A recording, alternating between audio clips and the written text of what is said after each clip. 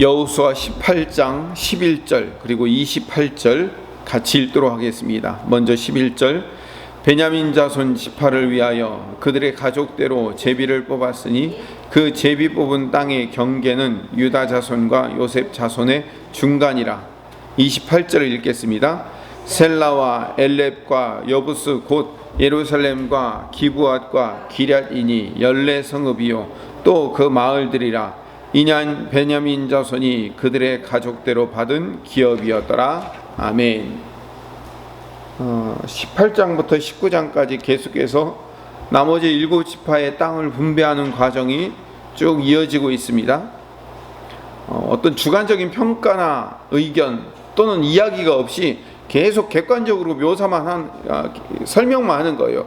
어디 지파는 어디서부터 어디까지 경계고 어떤 성읍을 차지했고 뭐 이런 얘기만 쭉 계속 무미건조하게 이어집니다. 그 땅 분배의 과정을 일정한 양식대로 기록을 해요.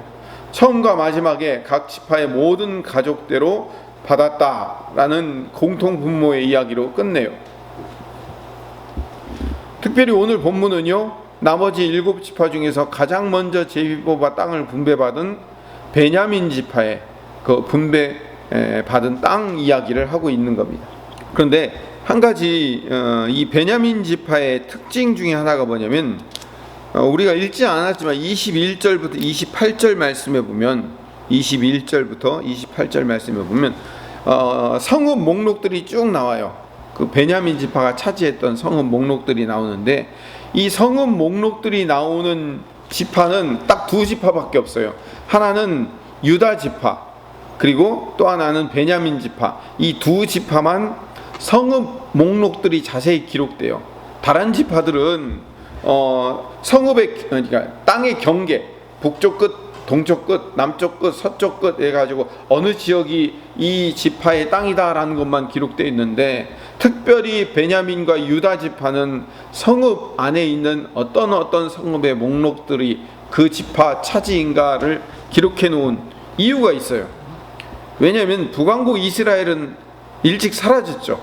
그리고 남왕국 유다만 남아 있었기 때문에, 그리고 그 남왕국 유다만 있다가 포로기가 지나고 다시 그들이 돌아왔을 때 차지한 땅 목록은 그거밖에 모르기 때문에 유다 지파와 베냐민 지파 안에 있는 성읍 목록들만 기록했지 않았는가라는 생각을 해볼 수 있습니다. 오늘은 베냐민 지파에 대해서 잠깐 말씀을 드리겠습니다. 베냐민 지파의 시조인 이 베냐민은 야곱의 총애를 받았던 그 라헬이 낳은 둘째 아들이에요. 전체적으로 야곱의 12아들 중에 막내 아들이 베냐민이었죠. 요셉이 애굽으로 팔려가서 없어진 다음에 야곱이 가장 사랑했던 아들이 이 베냐민이었었죠. 창세기 49장 27절에 보면 아버지 야곱에게서 이런 축복의 예언을 받습니다. 베냐민은 물어뜯는 일이라. 아침에는 빼앗은 것을 먹고 저녁에는 움킨 것을 나누리라 라는 그런 예언적 축복을 받습니다. 그리고 이 베냐민 지파는 나중에 신명기 33장 12절에 모세로부터 또 이런 축복을 받습니다. 축복의 예언을 받는데 여기가 중요합니다. 신명기 33장 12절에 베냐민에 대하여는 일렀으되 여호와의 사랑을 입은 자는 그 곁에 안전히 살리로다. 여호와께서 그의 날이 마치도록 보호하시고 그를 자기 어깨 사이에 있게 하시리로다. 자기 어깨 사이에 있게 한다는 얘기는 뭐예요? 자기 품 안에 넣는다, 뭐 그런 의미가 되겠죠. 이 두 가지 의미를 갖고 있어요. 하나는 어깨 사이에 넣어주겠다라는 얘기는 그 사람과 사람의 어깨 사이에 넣어주겠다. 그러니까 한 사람과 한 사람의 그 어깨 사이에 붙여주겠다. 그런 의미가 되기도 하고요. 왜 자기 어깨 사이에 있게 하겠다. 그러니까 어깨 사이에 있겠다. 한 사람의 품 안에 있겠다. 또는 사람과 사람 사이에 옆에 서 있게 하겠다라는 그 의미, 두 가지 의미로 나뉘는데, 이 의미가 굉장히 중요한 메시지를 던져줍니다. 왜냐하면 지금 이스라엘의 그 2지파가 크게 땅을 제비 뽑아 차지했죠. 하나는 맨 남쪽에 있는 유다 지파, 그리고 그 위에는 요셉 지파, 그 요셉 지파 안에는 에브라임 지파가 있고 그 위에 므낫세 지파가 있어요. 이 두 개를 합쳐서 요셉 지파라고 부르는데, 이 요셉 지파라는 북왕국 쪽에서 큰 지파, 남쪽에서는 큰 지파가 유다 지파예요. 이 유다 지파와 요셉 지파 사이 중간에 조그만 길처럼 생겨 있는 그런 지역이 있어요. 그 지역에 베냐민이 들어가 있어요. 그러니까 두 큰 지파 사이에 끼어 있는 지파가 베냐민 지파예요. 그러니까 큰 두 지파 사이에 완충 역할을 하는 지파가 베냐민 지파죠. 그래서 어깨 사이에 있겠다는 그 예언의 말씀은 물론 하나님의 품 안에 두겠다라는 말씀이기도 하지만, 어깨 사이에, 한 사람과 한 사람의 어깨 사이에 있다는 얘기는 뭐냐면 두 사람 사이에 끼어 있다. 다시 말하면 큰 두 지파 사이에 끼어 있어서 중재 역할을 감당하는 지파가 되겠다라는 이야기가 신명기 33장 12절에 있는데, 그 예언대로 그대로 이 베냐민 지파의 땅이 어떻게 분배되냐면 유다 지파와 요셉 지파 사이에 끼게 되는 겁니다. 실제로 정치적인 갈등이 남북 사이에서 일어날 때 베냐민이 완충지대의 역할을 감당하게 됩니다. 사실 베냐민 지파도요, 우여곡절을 많이 겪어요. 특히 사사시대에 보면 베냐민 지파에 속한 이 기브아 족속 중에서 이 레위인의 부인이죠, 첩이라고 부르죠. 그 레위인의 그 첩이었던 여인을 성범죄로 죽이고 그 범죄자들을 끌어내라, 그들을 처단하겠다, 심판하겠다라고 얘기하니까 이 베냐민 지파가 안 내놔요. 그 일로 말미암아 11지파와 베냐민 지파가 서로 내전을 치러서 싸워요. 그래서 당연히 이 베냐민 지파는 11지파와 싸우니까 지겠죠. 그래서 남자들이 거의 다 죽고 멸망할 위기에 처해 있었던 때가 있었어요. 안 그래도 이 베냐민 지파는 인구가 작은 지파예요. 근데 이 사사기의 전쟁으로 말미암아 더 인구가 적은 연약한 지파로 남아요. 그래서 이 베냐민 지파는 항상 연약한 지파, 작은 지파의 대명사로 사용이 돼요.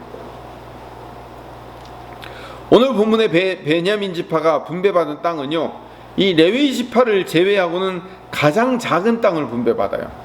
인구도 작지, 크기도 보잘것없는 작은 지파지, 큰 두 지파 사이에 끼어 있지, 작고 초라한 지파가 되는 거죠. 근데요, 눈에 보기에는 작고 초라한 지파이지만 하나님께서는 그 연약함을 하나님의 방법으로 사용하셔요. 작지만 작음에도 불구하고 하나님께서 중재자의 중요한 역할을 감당하게 만드시는 거죠. 지리적으로 볼 때 이스라엘 역사에서 가장 중요한 지역인, 우리가 여러 번 아마 들어서 여러분 귀에 익숙할 거예요. 여리고, 베델, 기브온, 라마, 미스바, 예루살렘, 이 도시들이 전부 다 베냐민 지파에 속해 있어요. 특히 28절에 보면 여부스 곧 예루살렘은, 여부스가 예루살렘 성을 얘기하는 거거든요. 여부스 사람들이 살던 곳. 거기 그게 원래는 베냐민 땅이었어요. 나중에 다윗 이후에 유다 지파 소속이 되어서 유다 지파의 수도가 되었지만, 원래 이 여부스 땅, 즉 예루살렘은 베냐민 땅이기도 해요. 그러니까 공동 소유라고 보면 되는 거예요. 사무엘상 9장 21절에 보면 사울 왕이 처음 사울 왕이 등장해요. 사울이 자기가 기름 부음을 받을 대상자가 되었다라고 사무엘 선지자가 얘기하니까 사무엘 선지자 앞에서 사울 왕이 이런 얘기를 해요. 아직 왕이 되기 전이죠. 사울이 대답하여 이르되 나는 이스라엘 지파의 가장 작은 지파 베냐민 사람이 아니니까, 또 나의 가족은 베냐민 지파 모든 가족 중에 가장 미약하지 아니하니까 당신이 어찌하여 내게 이같이 말씀하시니까? 제가 왕이 된다고요? 아니요, 왕은 큰 지파, 요셉 지파 또는 유다 지파, 큰 지파 중에서, 큰 가문 안에서 똑똑하고 훌륭한 사람 한 사람을 세워서 그렇게 왕을 세워야 되는 거 아니에요? 저는요, 이스라엘 지파 중에 가장 작은 지파가 베냐민이잖아요. 그 베냐민 지파 중에서도 저희 가족은요, 아주 작은 미약한 이름 없는 지파예요. 그런데 나 같은 사람을 어떻게 왕으로 세우십니까? 라고 말씀하는 이 사울의 겸손함을 하나님이 아시기 때문에 그를 이스라엘의 초대 왕으로 세운 거라고. 하나님이 사울 왕의 뛰어남과 위대함과 그의 키큼과 능력이 있음을 가지고 왕을 세운 게 아니에요. 그의 겸손함을 보시고 왕으로 세우셔서 초대 이스라엘 왕으로서의 역할을 감당하게 만드신 거예요. 그러니까 하나님의 관점을 봐야 되는 거죠. 하나님은 크고 위대하고 똑똑하고 잘난 사람을 선택해 사용하시는 게 아니라 작고 초라하고 연약하지만 하나님을 의지하고 붙들 수 있는 사람을 선택하는 거예요. 이 베냐민 지파 안에는요, 선지자 예레미야, 모르드게, 에스더, 신약에는 사도 바울, 이런 인물들이 등장해요. 작고 연약하지만 그런 지파지만 민족을 구하는 선지자가 거기서 나오고요, 복음의 선두주자가 거기서 나와요. 오늘 말씀을 정리합시다.